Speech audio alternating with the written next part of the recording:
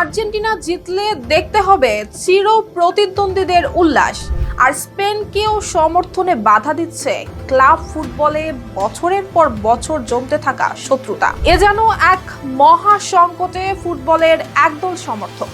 Round of 16-এ Brazil তল্পা গোটানোর পর থেকে তাদের একটাই আশা, কেউ যেন আর্জেন্টিনাকে থামায়। কখনো কেপ ভার্দেকে ঘিরে আশায় বুক বেঁধেছেন, কখনো আবার সব দায়িত্ব তুলে দিয়েছেন ইংল্যান্ডের কাঁধে। কিন্তু কেউই শেষ পর্যন্ত হাসি ফোটাতে পারল না ব্রাজিল সমর্থকদের মুখে। আলবিসেলেস্তারা জায়গা করে নিল ফাইনালে। এবার আর্জেন্টিনার প্রতিপক্ষ স্পেন, আর এখানেই যেন সবচেয়ে বড় বিপত্তি। ক্লাব ফুটবলে স্প্যানিশ আধিপত্যের সঙ্গে ব্রাজিলিয়ান ফুটবলের প্রতিদ্বন্দ্বিতা বহু পুরনো।